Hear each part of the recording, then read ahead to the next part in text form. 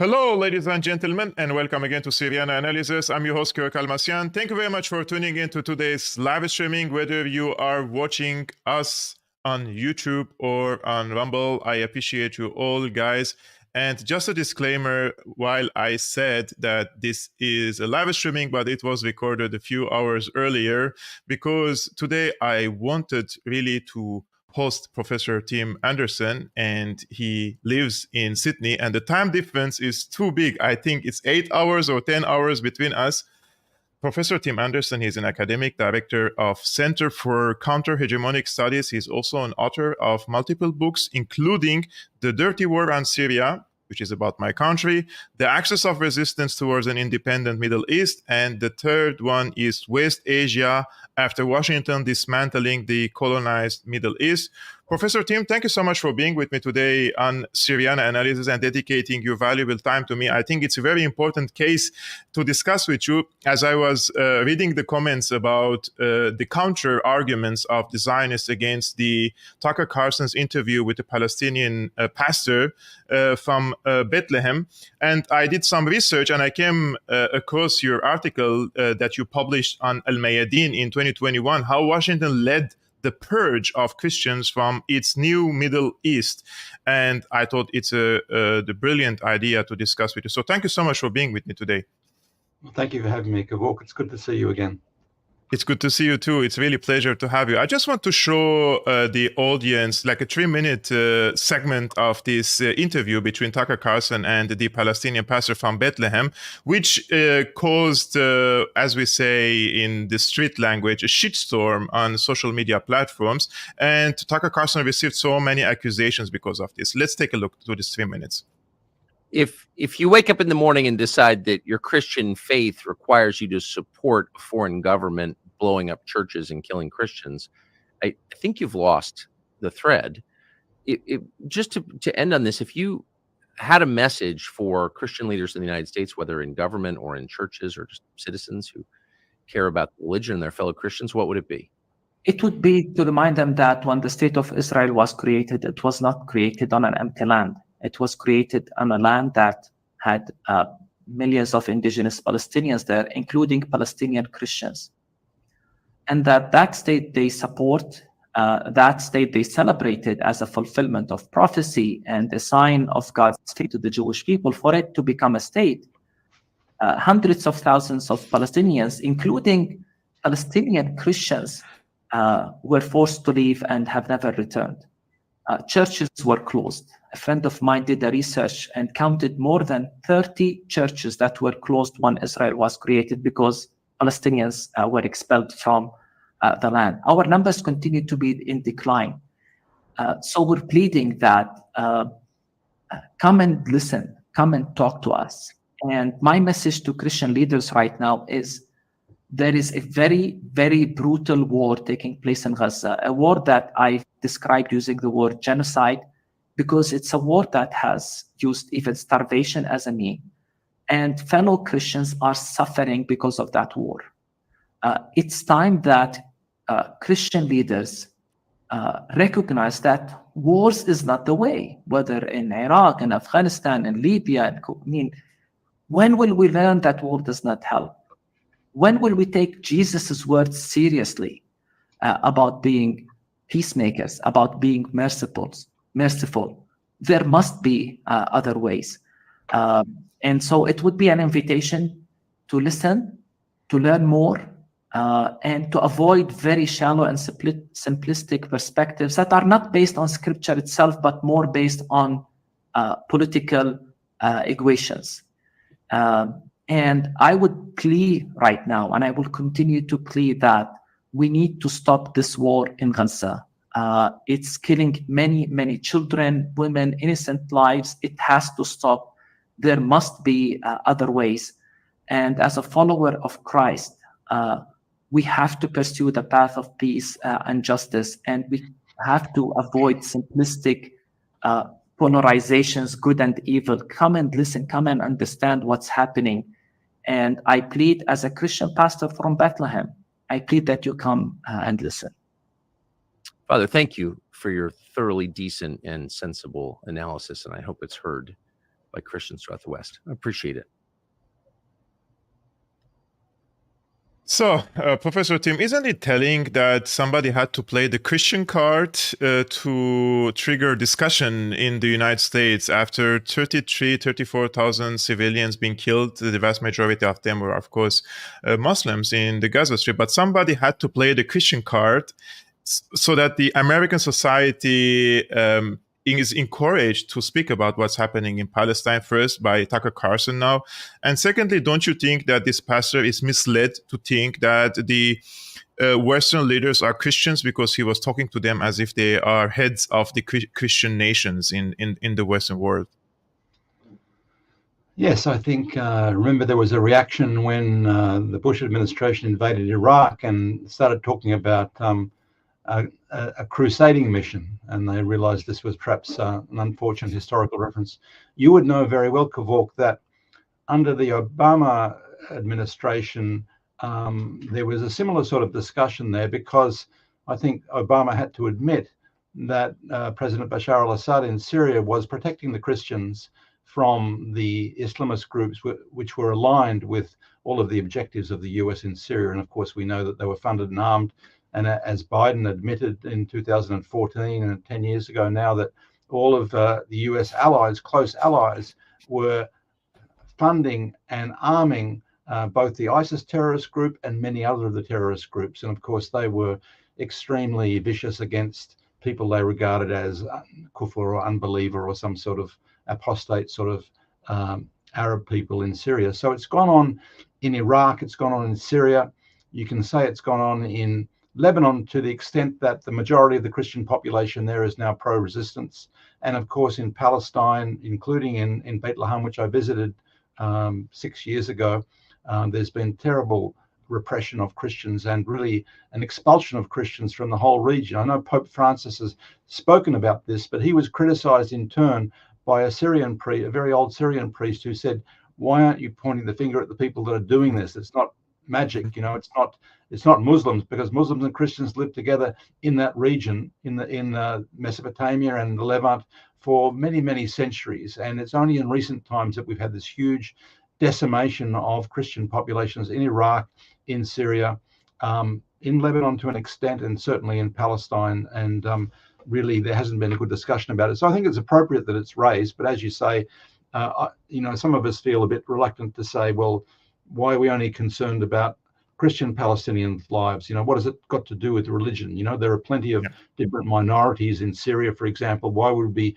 elevating that? Maybe it's just to get the attention of Western regimes that nominally say, you know, I think Donald Trump also claims to be a Christian of some sort. I'm not sure what type, you know, but they all have this nominal Christian sort of flag that they carry, and they're not recognizing the great damage that's been done to Christian communities across the whole region since the US-led wars have devastated the region, basically. And it's really quite systematic, as I tried to point out in my articles on Al-Mayadeen, and which are now in that latest book, West Asia After Washington, that the US hand has been behind all of this, including Gaza, of course, where there's been a very small group of Christians, but nevertheless a very historic group of Christians in Gaza, as well as the rest of the region.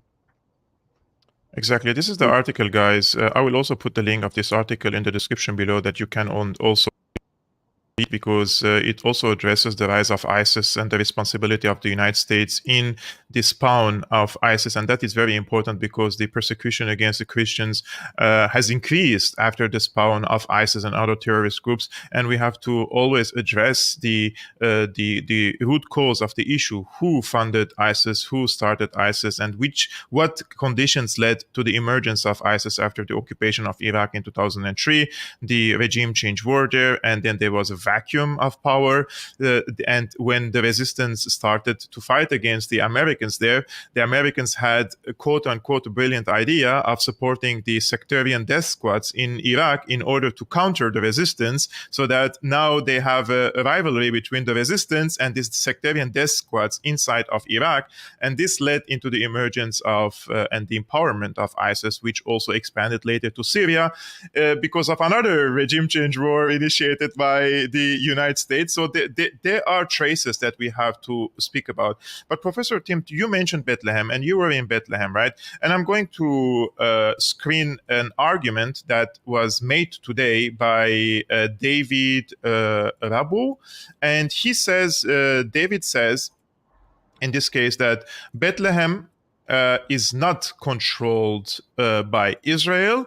It's under the control of the Palestinian Authority. These churches and priests are threatened with their lives unless they toe the line. Same as in Egypt or Syria or everywhere there is a religious minority in an Islamic territory. Had Tucker been interested in getting the answer to the question of how Israel treats its Christians, he would have spoken to Christians in Israel, but he isn't, so he didn't. So there are multiple allegations here, one of which is Bethlehem is not controlled by Israel, but rather by the Palestinian Authority. And the second one is if this pastor doesn't say anything that in line with the Islamic version of the narrative, then his head would be chopped off, probably, just like in Syria and in Egypt, he says. And Tucker had to interview a pastor in Israel and not in the Palestinian territories. Is Bethlehem controlled by Israel or by the Palestinian Authority to begin with? Look, Bethlehem is in the West Bank, the occupied West Bank, and it is controlled by the Southern Brigade of the Israeli occupation forces, the ones that kneecap young men.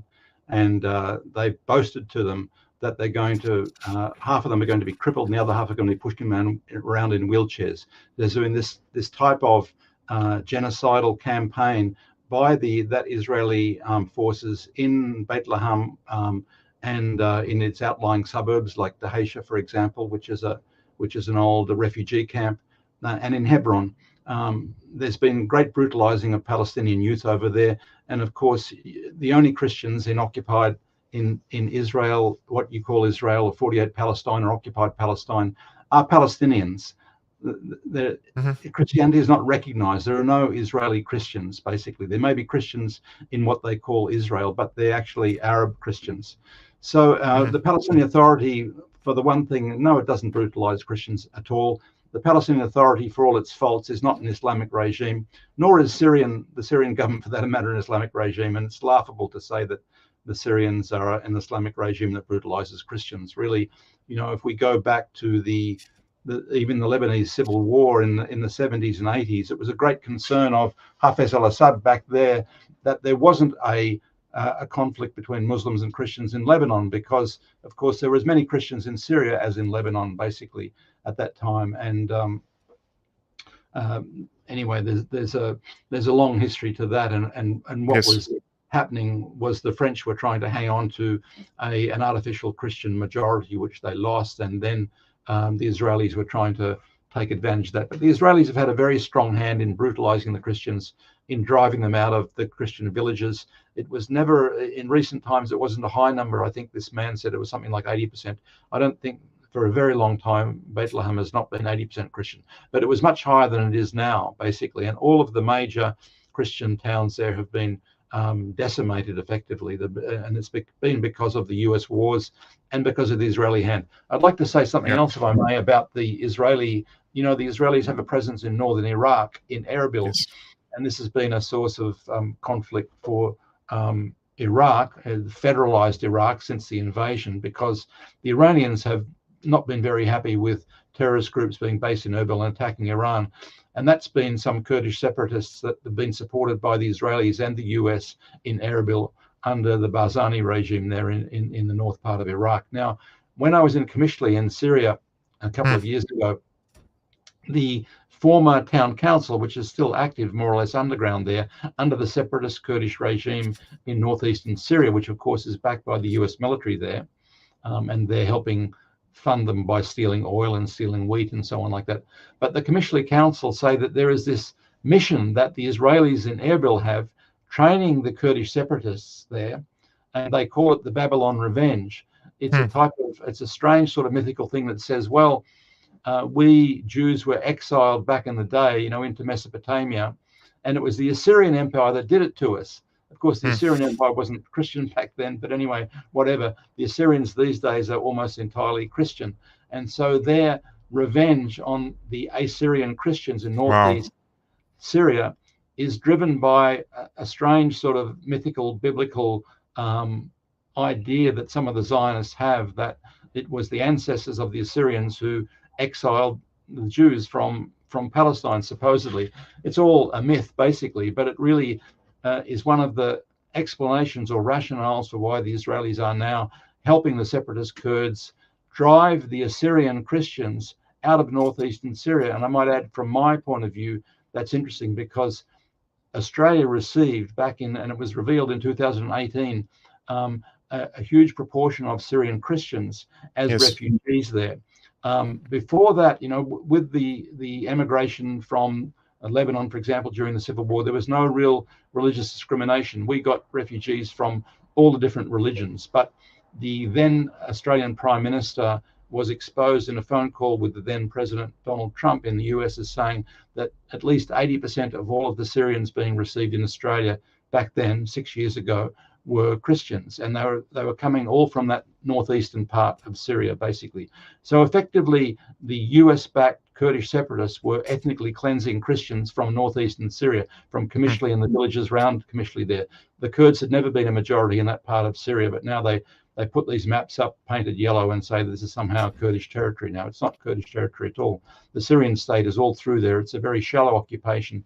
But nevertheless, the Israelis have had a hand. I think that's interesting, not just in Palestine, but also in Iraq and Syria, in this sort of revenge, strange sort of biblical revenge against the Assyrian Christians in that part of the world. And of course, they've fled Iraq in big numbers because of ISIS, which was created, as you said, as a result of the aftermath of the invasion, and the US using the Saudis to create this extreme so-called Sunni force, which was hostile to the Christians and to everyone else, anyone supporting the Syrian state, for example. But the Israelis have had a hand in that too. There is other arguments to this, but I just want to say that saying this, when you speak about these arguments, you are going to be accused of being an anti-Semite, right? And similarly, now Tucker was accused, but by many big talking heads, like John Potowitz said, anti-Semite filth to Tucker Carlson. And then we have Richard Hanania. I just want to show what he wrote about this. He says that Israel is the only country in the region where a Christian pastor can complain about his government and keep his head.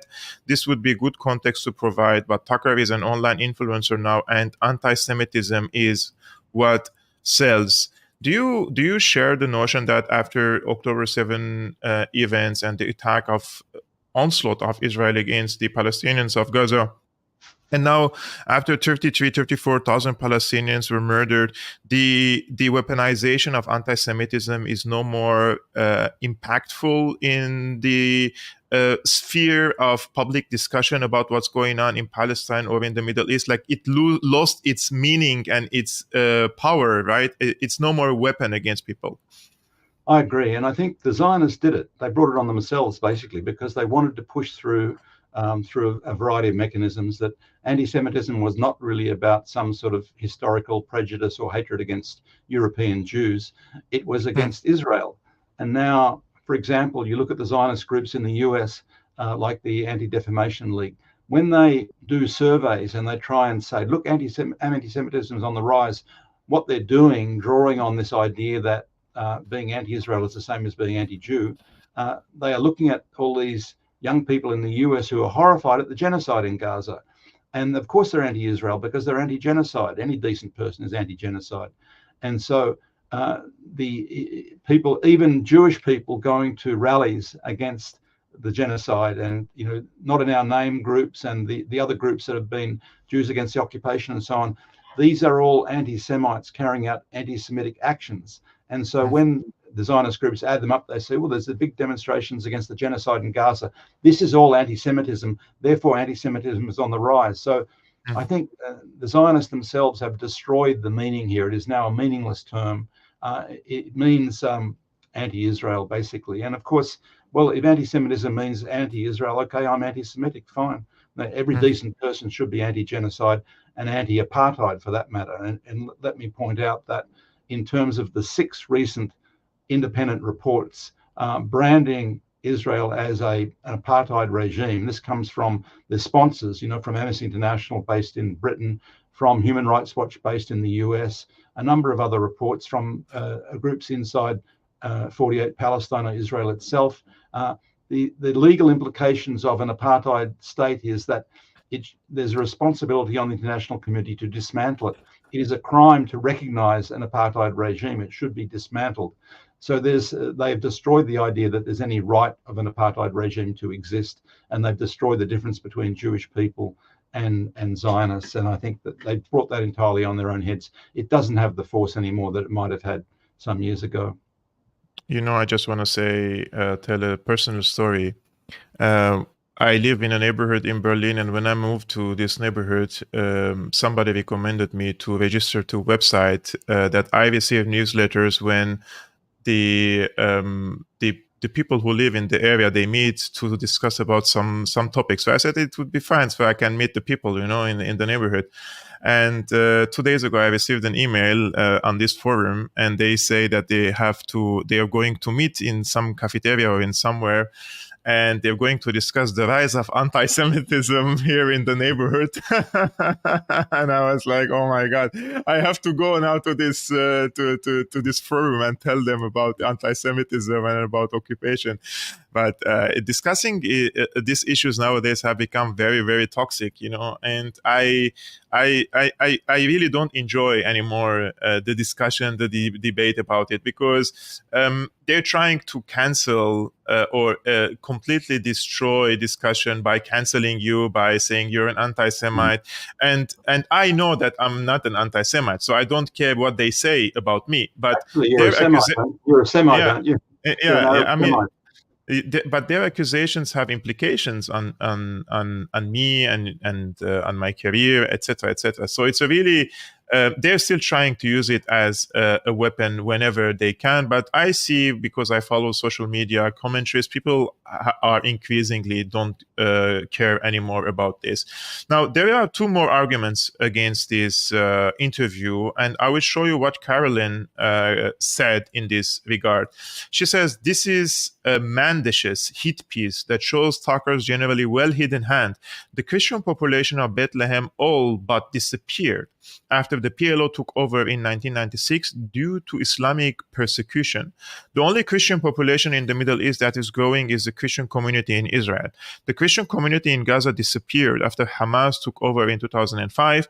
And in 2002, the PLO terrorists took nuns and priests hostages in a standoff with IDF forces in the Church of the Nativity in Bethlehem. And similarly, Mike is also very pro-Azerbaijan and pro-Israel. He says, this is stupid and malevolent. Christians live far better in Israel than in any other surrounding countries.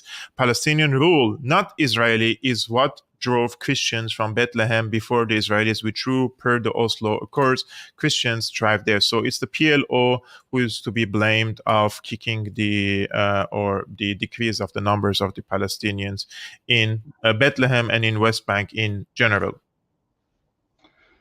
Look, what can I say? The world is full of ignorant people, and people have these illusions about Israel, including some of the Israelis themselves, but do you really think this is ignorant, or these people are like they're professional in what they do? Because I have the feeling that these people know what they're doing now after this big misinformation. But it is misinformation. It could be this deliberate misinformation. I mean, the idea of the PLO or the Palestinian Authority suppressing Christians is just laughable. Really, it's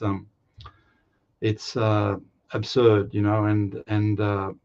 Okay, maybe there's some Christians in Israel who are tolerated and are, looked after. And of course, the conditions of life, the infrastructure, all of the services are certainly much better in 48 Palestine, as we say, or Israel, no doubt about that. And the conditions of life are very difficult anywhere in occupied Palestine. There's no doubt about that. But the idea that they're being persecuted by the Palestinian groups, I mean, really, I know actually one thing about visiting occupied Palestine is that you realize very quickly that the Palestinian Authority is not very beloved mainly because they don't do anything. They're seen as an arm of the Israeli state. They're seen as a municipality that's taking out the rubbish and collaborating with the Israelis. I mean, that's really the main sin of the Palestinian Authority. You will hear from people, whether it's in Bethlehem or anywhere else, basically. They're not well liked. I mean, the polls recently show that the vast majority of Palestinians want Abu Mazen Mahmoud Abbas, the so-called president, to resign. He hasn't been elected in a very long time. So, but no one. I haven't heard anyone accusing him. And I spoke to people in the suburbs of Bethlehem. It's not the case at all. They are brutalized directly by the Israeli military, which is really. One young man I spoke to in Dahisha suburb was part of a reading group a few years before, and all of his friends are either in prison or dead. And if you look up on the internet, anyone can look up and see all of the young men crippled by being shot in the kneecap or in the legs by the Israeli military in Dahisha in particular, in Hebron also.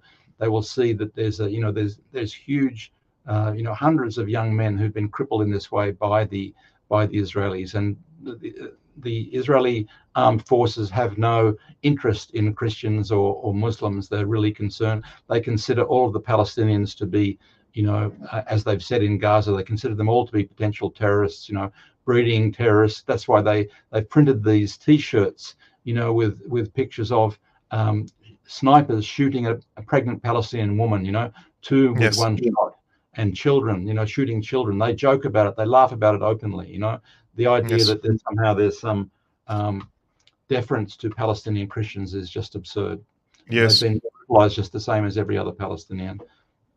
Professor, you remember at the beginning I screened this and I said, this guy says Bethlehem is not controlled by Israel, it's under the control of the Palestinian Authority. And then Dan Cohen, he's a Jewish journalist, he says, I took these photos of Israeli occupation soldiers yucking it up and shooting at Palestinian children in 2014 when I lived in Aida refugee camp in Bethlehem. Israeli raids into the city occur on a near daily basis with the full cooperation of the Palestinian Authority, which is a tool of Israel and has no authority. In other words, you are a liar. And he posted some photos, as you mentioned. This guy is laughing here, and they are basically just shooting kids here in their legs and just like you mentioned, right? And those are all documented on photos and on videos. Nowadays, it's undeniable, and it's so documented that their argument cannot even stand any rational discussion.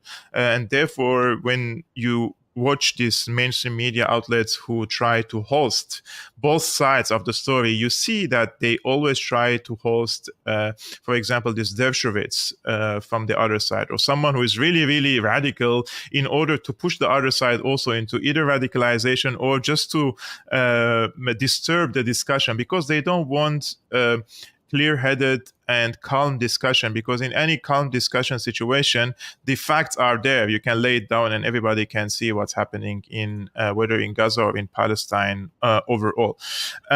I would like to just mention one last thing about these arguments against this interview made, and this was made apparently by someone whose name is Dr. Malouf. I don't know who is he. And he says, in Gaza, Sharia is the law of the land. Christians have no rights. In the West Bank, the Christian population in places like Bethlehem declined by 90% after the Palestinian Authority took over. In Iraq and Syria, the Christian population has been almost entirely ethnically cleansed, but they don't mention why. In Egypt, Christians are treated as second-class citizens. And then he says, in Lebanon, Hezbollah is threatening to commit genocide against the Christians as we speak. I mean, as far as I remember, last time Hezbollah was liberating the Christian towns and villages in Syria, and also on the Christian towns on the borders between Syria and Lebanon when ISIS attacked. Well, we know how the Lebanese vote, and we know that most of them vote for groups that are aligned with Hezbollah these days. Hezbollah has been in government for the last decade, basically, and usually with the Free Patriotic Movement, which is a progressive group which supports the resistance and works very closely with Hezbollah. The fascists there are the Jaja group, the Lebanese forces, which are getting funded from the Saudis after the Future Movement proved unreliable. But if anyone wants to see the popularity of Hezbollah with Christians, have a look at some of the concerts, the live concerts of Julia Boutros, and you see the audience is mainly Christian, very few hijabi women there, basically. And Julia Boutros is singing about the resistance. She's singing songs with the words of Hassan Nasrallah in it. You have a look at the Christians going wild because of the role that Hezbollah played in expelling the Israelis in 2000 and 2006. And of course, many Christians in the south of Lebanon in particular worked very closely with and still work very closely with the resistance groups in Lebanon, particularly Hezbollah. Actually, I also wanted to ask you, when Hezbollah fought against these terrorist groups like ISIS, Nusra, and the rest who were supported by the CIA and the Pentagon in Syria, and these terrorist groups attacked Lebanon as well multiple times, and they attacked Hezbollah strongholds, and they call it as Hezbollah stronghold, like it's in Dahiya, it's in the southern suburbs of Beirut, for example, and multiple car bombs came and they completely destroyed certain neighborhoods. And who was giving also aid to these groups, you may ask, and many people are wondering. And I just want to show them, like, this was all revealed, like in 2017 when Donald Trump ended the regime change war, and there was so many talk in the administration and also in Israel. Then the reports started to come out, like Israel gives secret aid to Syrian rebels, and they call them rebels. So they used to receive cash money, weapons, and humanitarian aid as well. And there are many of these articles, actually, one of which is from Israeli newspapers. For example, in the Times of Israel, the IDF chief finally acknowledges that Israel supplied weapons to Syrian rebels, and those are not from pro-Hezbollah or, let's say, pro-Syria accounts. Those are from the mainstream media itself.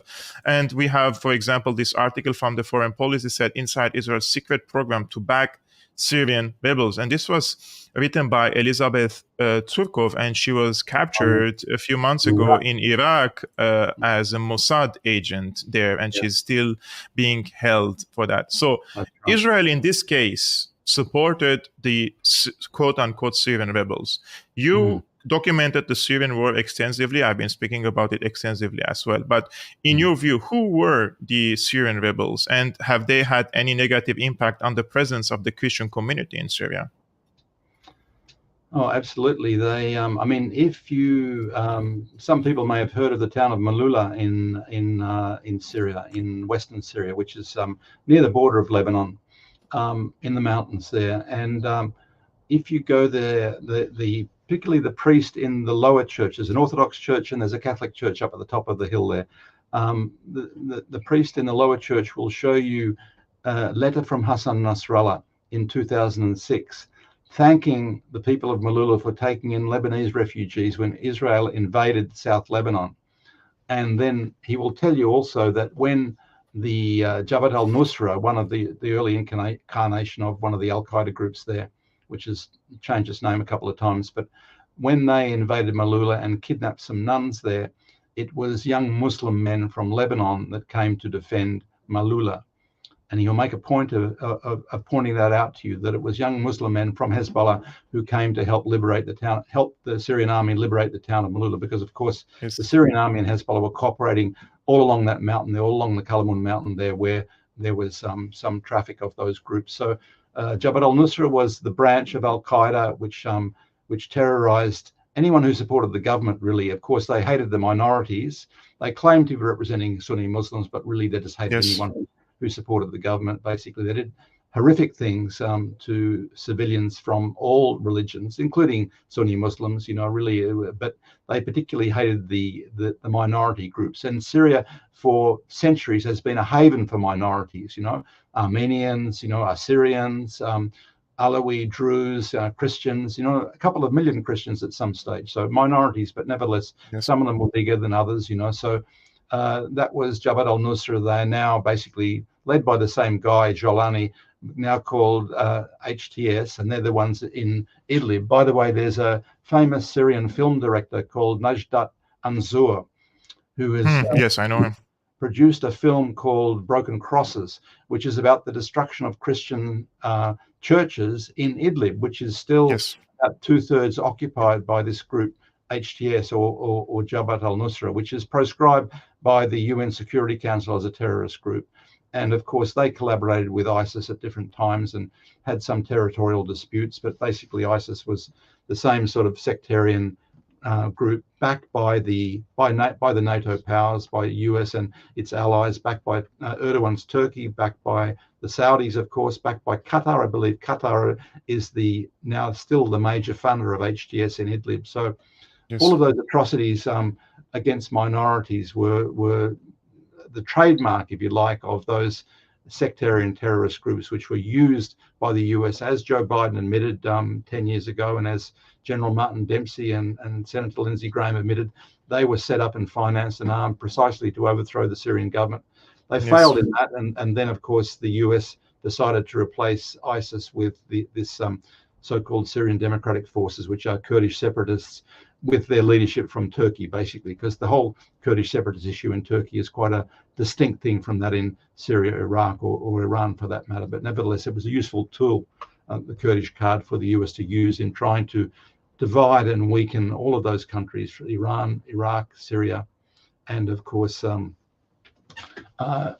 also to a degree Lebanon, because as you pointed out, those groups were fighting in Lebanon. It was Hezbollah that defeated them in Lebanon. They never attacked the Israelis. I think there was one stray rocket that went into the Israeli-occupied Syrian Jolan, and they apologized to the Israelis for it. And Israeli leaders said, you know, we'd rather have ISIS in control in Syria than the current regime, which is actually not a religious regime. The Ba'ath Party regime in Syria is actually committed to their idea of secularism, which is a type of pluralism, basically. And they've always been very good to the Christians. And the Christians, as President Obama admitted many years ago, were protected by Assad and revered in many respects. You know, there was a very good relationship between the Assad government and the Christians in Syria. You know, so it's just mendacious for these Zionists to say these stupid things about Islamic regimes chopping off Christians' heads. It's just doesn't sit with none of the Christians in Syria will tell you this. You know, I've met many of the Christian leaders. None of them will say that to you. And in fact, there have been US personalities who've gone to, you know, independent people like Tulsi Gabbard and some other journalists who've gone and interviewed Christian leaders there, and they've said all the same thing. So what's coming out of this here is just rubbish. Actually, I'm a Christian from Syria, and we know what happened in the country for the past decade and two, and we know who supported these so-called rebels and what did they did to the people and for what purpose and how they emptied the country from its Christians and also the Armenians. And as we speak now, the Armenian community in Jerusalem, for example, they're calling on Christian communities around the world to pressure Israeli government because the Zionist settlers are taking over the Armenian quarter, and they're going to again cleanse the area now from the Armenians in Jerusalem, which is an occupied Palestinian territory. So for those who are still speaking of the Israel's protection of the Christians, the Armenians are also Christians, and I spoke to the representatives of the Armenian Jerusalem community in Jerusalem, and I hosted them on Syriana Analysis. You can find this interview also in the live streamings, and they are telling a different story about the Israeli position on the Christians. And also it reminds me of the statement of Giorgia Meloni, the current Prime Minister of Italy, before she came to power in 2018. Of course, all of them are honest before they come to power. And she said, if it's still possible to defend the existence of the Christian community in Syria, it is thanks to the government of Bashar al-Assad, Russia, Iran, and the Lebanese Hezbollah. This is what she said before she came to power. I'm quoting her. But unfortunately, now these things are taboo, and you cannot really speak about them. You have to thank Israel for protecting the Christians. I think there's probably a widespread perception that Iran somehow, because it is an Islamic state or a combined democratic Islamic state, that somehow those sort of things that the Zionists are saying are true of Iran. But actually, Iran has a thriving Armenian community, particularly in Isfahan, which I visited some years ago. And there's a museum to the Armenian Holocaust under the Ottoman Empire. There's a big bank cathedral there, a very elaborate cathedral. There's a thriving community with music and all sorts of things in Isfahan. So, and I believe they also enjoy some of the benefits of the reserved seats in the Iranian parliament too. So the Armenian community is spread all through the region, but they got a safe haven in Iran, as they did in Syria, basically. And of course, there are communities in Lebanon also, and I believe in Palestine. I don't know to what extent they are in Palestine, but they were, they sought refuge where they could, and where they thrived really was Iran and Syria. Yes, actually, the Armenian genocide church and where the Armenians every year on the 24th of April go to commemorate the Armenian genocide in Deir ez-Zor, where most of the ethnic cleansing of the Armenians happened by the back then Ottoman Empire. This church and all the monuments were destroyed by a Nusra Front, which was backed by Turkey, and Turkey is a NATO country, and they completely disseminated, completely destroyed the area. So they're also erasing the civilizational marks, the cultural marks in Palmyra, in Deir ez-Zor, in Ma'lula. This is not coincidence. Those are not coincidences, in my opinion. Targeting the history of Syria was all on purpose. And now we have, unfortunately, mouthpieces on different social media platforms trying to distort what happened in Syria, in Iraq, in Lebanon, in Palestine. And those people sit in Washington, D.C., and they haven't been to our countries. And we, the locals of these countries, we say something different, and they come and tell us that we are lying about this case. And because I made the point yesterday that as a Syrian Christian, I am not allowed to go to Bethlehem, to the Christian holy sites, just like my grandparents used to do. Before the 1967 war, which was initiated by Israel, not by the Arabic countries as they claim, Israel occupied Bethlehem. And since then, my grandparents, my parents, and my generation, we are unable to go there. Before that, my grandparents used to go to Bethlehem for Hajj, as we say in Arabic. And then they had a tattoo here on their arm on the exact date and the year and the day that they were there in Bethlehem. And I seen that tattoo on the arms of many of the older generation in Aleppo, in the Armenian community, in the Christian community. And now we're unable to go there. And then some of the Christians from the United States come and tell me, you're a liar because I'm a Christian from the United States and I'm able to visit Jerusalem. Bro, you hold the American passport.